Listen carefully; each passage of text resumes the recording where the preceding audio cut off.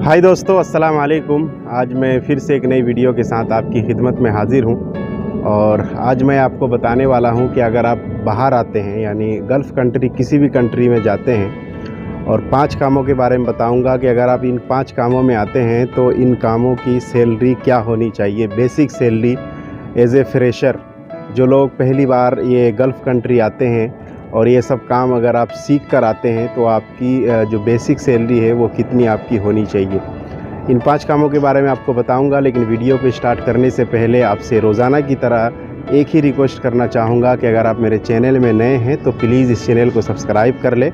और अगर आप मेरे वीडियो को फेसबुक पेज में देख रहे हैं तो इस पेज को फॉलो करें, लाइक करें और शेयर भी कर दें।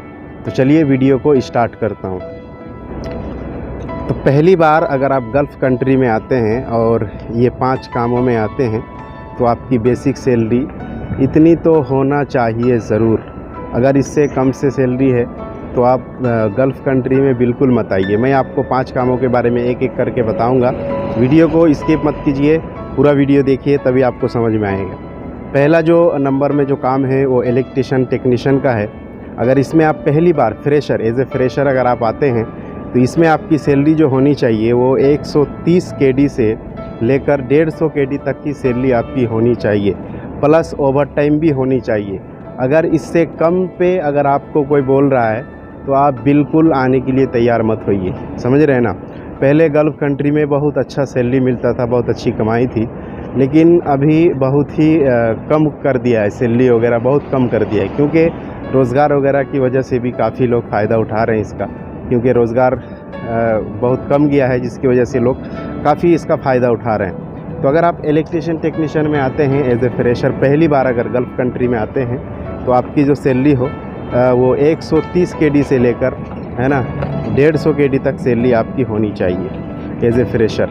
दूसरे नंबर पे जो काम है वो एसी टेक्नीशियन का है और इसमें भी आपका सैलरी सेम होनी चाहिए। कम से कम फ्रेशर के तौर पे 130 केडी से लेकर 150 केडी तक सैलरी होनी चाहिए, प्लस आपको ओवर टाइम भी होना चाहिए। अगर आपका ओवर टाइम नहीं होता है तो फिर आपका अच्छा खासा पैसा आप नहीं बचा सकते हैं, तो ओवर टाइम भी आपको लाजिम होना चाहिए। तीसरे नंबर पे जो काम है वो प्लम्बर का है और इसमें जो इसकी सैलरी है ये इसमें 120 केडी से लेकर 140 केडी तक की सैलरी इसमें ज़रूरी होना चाहिए। अगर इससे कम पे होता है तो आप बिल्कुल मना कर दीजिए, मत आइए।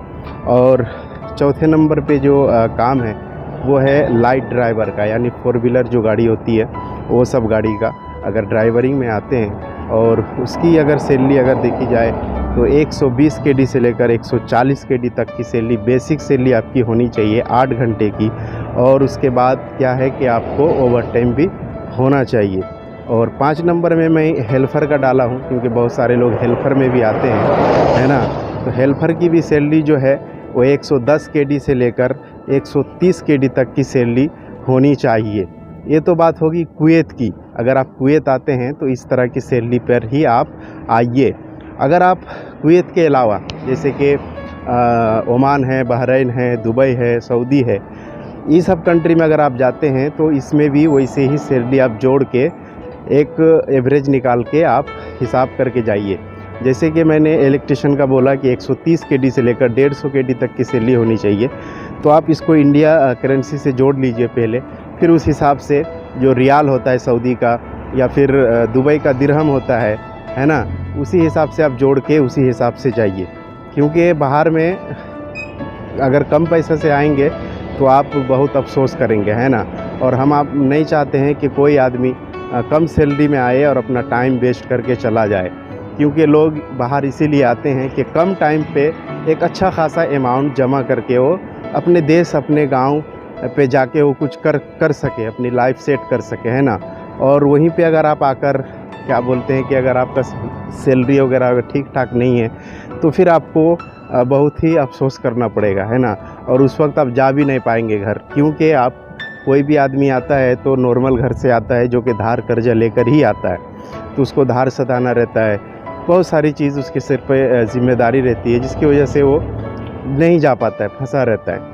तो मेरा यही कहना है आपसे कि आप जब भी आइए बाहर, है ना, कोई भी कंट्री, अच्छी खासी सैलरी पर ही आइए। इसीलिए मैं भी जब भी क्या बोलते हैं कि काम के सिलसिले में जब वीडियो डालता हूँ तो जिसमें हाई सैलरी होती है वही सब के बारे में वीडियो डालता हूँ, नहीं तो नहीं मैं वीडियो एक भी ऐसा सैलरी का नहीं डालता हूँ जिसमें सैलरी कम होता है। और ये सैलरी अभी गल्फ़ कंट्री में क्यों कम हो गया है मालूम?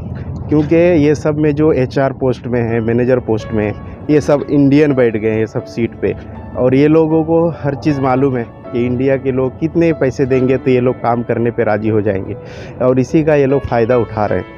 तो चलिए यहीं से अपनी बात को ख़त्म करता हूँ, लेकिन जाते जाते आपसे एक छोटी सी रिक्वेस्ट करूँगा कि अगर आप मेरे चैनल में नए हैं तो प्लीज़ इस चैनल को सब्सक्राइब कर ले, और अगर आप मेरे वीडियो को फेसबुक पेज में देख रहे हैं तो इस पेज को फॉलो करें, लाइक करें और शेयर भी कर दें। अगर आपको कोई सवाल हो, क्वेश्चन हो, तो मेरे वीडियो के डिस्क्रिप्शन में नंबर रहता है, उस नंबर से आप बात कर सकते हैं। चलिए, अस्सलाम वालेकुम।